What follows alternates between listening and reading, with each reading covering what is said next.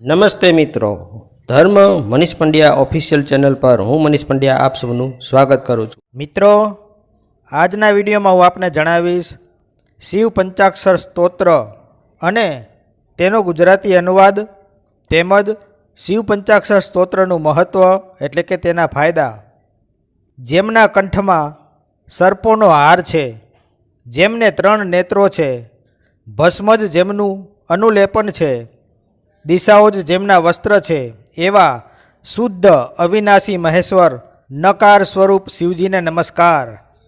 ગંગાજલ અને ચંદનથી જેમની અર્ચના થઈ છે, મંદાર પુષ્પો તથા અન્યોન્ય કુસુમોથી જેમની સુંદર પૂજા થઈ છે, એવા નંદીના અધિપતિ પ્રમથ ગણોના સ્વામી મહેશ્વર મકાર સ્વરૂપ શિવજીને નમસ્કાર.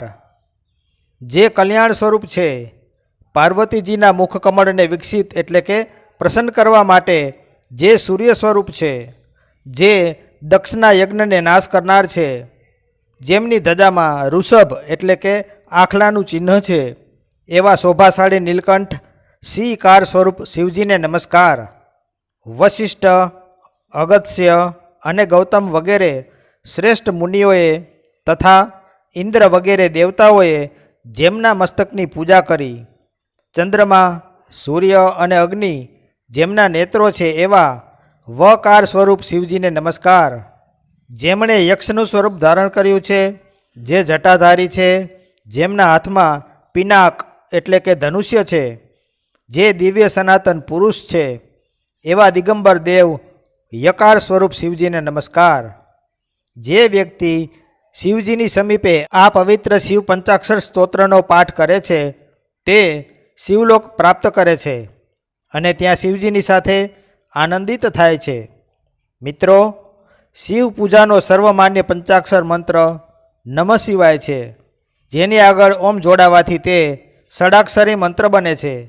આ મંત્રના જાપથી ભગવાન શિવજી તુરત જ પ્રસન્ન થાય છે. જે પોતાના હૃદયમાં ઓમ નમઃ શિવાય એ મંત્રને સમાવી લે, તેને સંપૂર્ણ શાસ્ત્રોનું જ્ઞાન અને શુભત્વનું જ્ઞાન આપોઆપ જ પ્રાપ્ત થઈ જાય છે. શિવ પંચાક્ષર સ્તોત્રનો પાઠ કરતી વખતે અત્તર અને કપૂરનો ઉપયોગ કરવાથી કાલસર્પ યોગ હોય તો કાલસર્પ દોષથી મુક્તિ મળે છે. શિવ પંચાક્ષર મંત્રનો જાપ કરવાથી આત્માને સંતોષ તો મળે જ છે, સાથે સાથે ભગવાન શિવને પ્રસન્ન કરવાનો પણ આ સારો ઉપાય માનવામાં આવ્યો છે. દરરોજ સવારે આ મંત્રનો જાપ કરનારને ધાર્મિક લાભ તો મળે જ છે, સાથે સાથે શારીરિક લાભો પણ પ્રાપ્ત થાય છે. આ મંત્રના ઉચ્ચારણથી શરીરની બધી જ ઇન્દ્રિયો જાગૃત થાય છે. ઓમ નમઃ શિવાય એ ભગવાન શિવજીનો ગુપ્ત મંત્ર છે. ઘણી સભ્યતાઓમાં આ મંત્રને મહામંત્ર પણ માનવામાં આવ્યો છે. આ પંચાક્ષરી મંત્રમાં 5 અક્ષરો છે, જે સંસારના પંચતત્વોનું પ્રતિનિધિત્વ કરે છે, જેના વગર જીવનનું અસ્તિત્વ જ શક્ય નથી. અમુક લોકો આ મંત્રનો જાપ નમઃ શિવાય, ઓમ નમઃ શિવાય એ સ્વરૂપે પણ કરે છે. નમઃ શિવાય એ મંત્રનો જાપ કરવા બાબતે કોઈ જ સખત કે કડક નિયમોનું પાલન કરવાનું હોતું જ નથી. આપ રોજિંદા કાર્યો કરતાં કરતાં તે દરમિયાન પણ આ શિવ પંચાક્ષર મંત્રનો જાપ કરી શકો છો. ઓમ નમઃ શિવાય એ સરળ અને પવિત્ર મંત્ર છે, જે શિવનું આહ્વાન કરવા માટે ખૂબ જ શક્તિશાળી છે. આ મંત્રનો નિયમિત જાપ મન, શરીર અને આત્માને શુદ્ધ કરી દે છે અને શિવજીની શુદ્ધ, શક્તિશાળી અને દિવ્ય ઉર્જા સાથે જોડે છે. ચાંદીના લોટામાં પાણી લઈને ઓમ નમઃ શિવાય મંત્રનો જાપ કરતાં કરતાં શિવલિંગને અભિષેક કરવાથી મનોકામનાઓ પૂર્ણ થાય છે. શિવલિંગને પંચામૃત વડે પણ અભિષેક કરવો જોઈએ.